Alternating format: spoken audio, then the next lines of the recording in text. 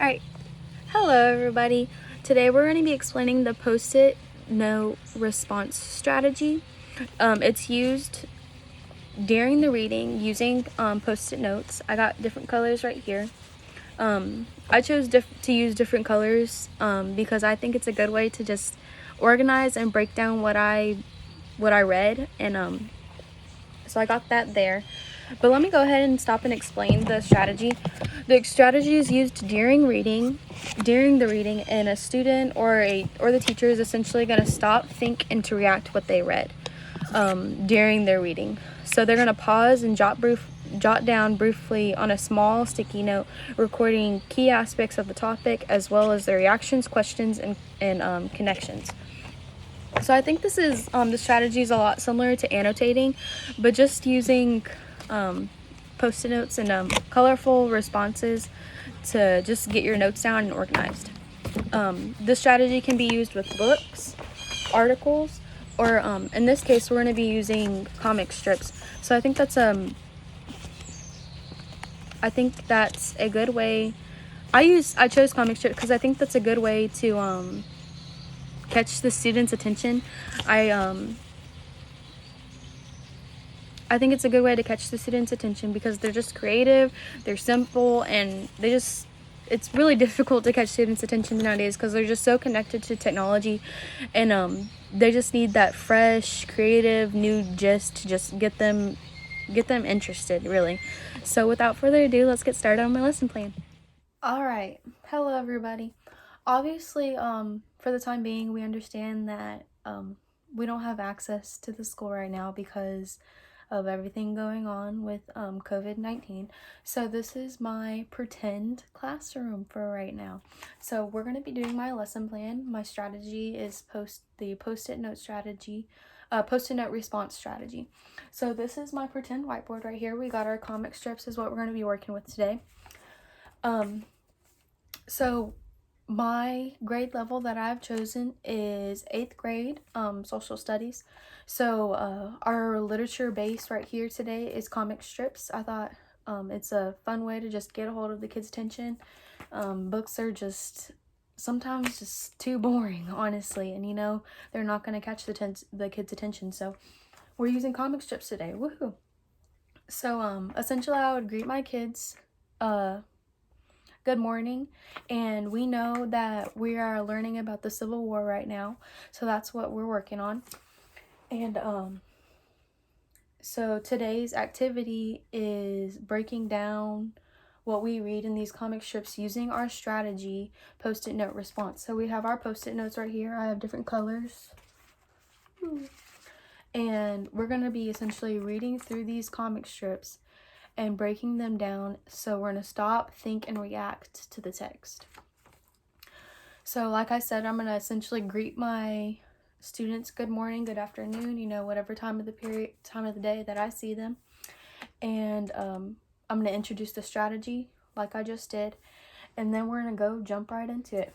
So I would have this already at their tables waiting for them, so we can do this together because we're doing the before, during, and after. So before, I would introduce the strategy, and we already know what we're talking about, so I don't need to introduce it again, but I'd introduce the strategy and we'd do it together. So an example of that would be students sitting, watching, and listening, and I'm doing it and I'm showing them how the strategy works and how we're using it with our comic strips. So I'm reading it and I'm breaking it down. I already wrote on my sticky notes, so I'd have that here. I read what it is. So Robert E. Lee is becoming famous for his battle strategies. He is leading the Confederate Army to many victories, but the problem looms. The longer the war goes on, the stronger the Union Army gets. So I wrote here on my post-it note, Robert E. Lee was a key part of the Battle of Gettysburg. What did he do? His battle strategies led the Confederate Army to many victories. So that's what I wrote on my sticky notes to essentially break down this text. I did color code my sticky notes because that's just how I think. So I hope if I use that strategy in class, students will use that strategy on their own if they think it's going to help them. So let's go to the next one. I wrote the comic strip says, Lee takes his armies north into Pennsylvania farm country in June 1863. So I wrote down my facts right here. I wrote down what Lee does and why it's important. I wrote that in green. I'm just going to put that up here.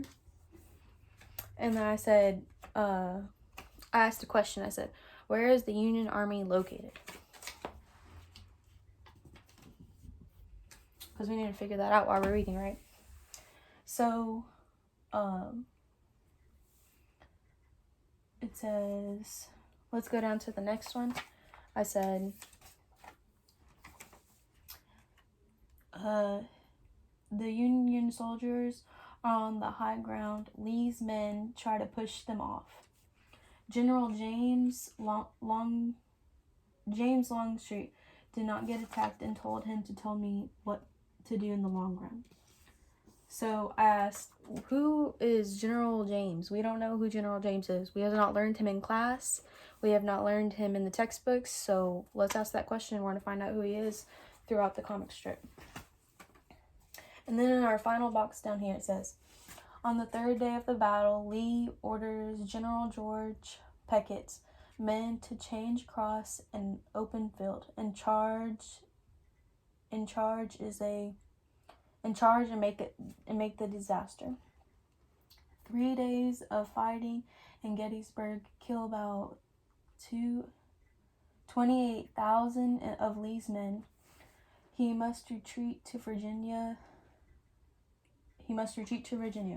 So this is essentially the turning point of the Civil War. So I wrote that down in big, bold letters. This is the turning point. So that's what we found out in that box. That is important. So I wrote it down. So by writing on these sticky notes, and for time's sake, I skipped many of the boxes, so it might not sound right. But we're using these sticky notes to break down what we read. And that's essentially what the strategy is and why it's important. We want to read something and use these sticky notes to read, think, and react to what we just read. So that's me doing it. And then, so next we're going to do it together. So I'm really lacking resources here, y'all. So it's really hard to show how I'd actually do it in a classroom. And this is just not how I picture doing it. But, it is what it is. So,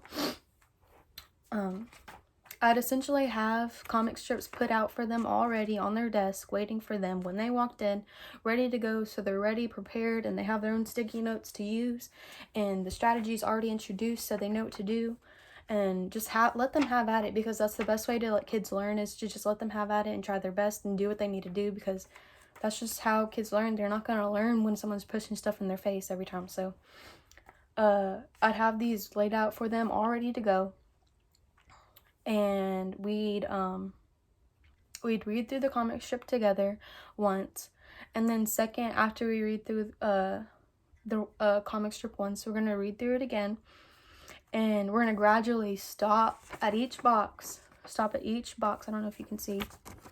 Stop at each box and just stop, gradually think about what we're reading, think about what it means, how we feel about it, if we're confused, and then we're going to write about it on a sticky note.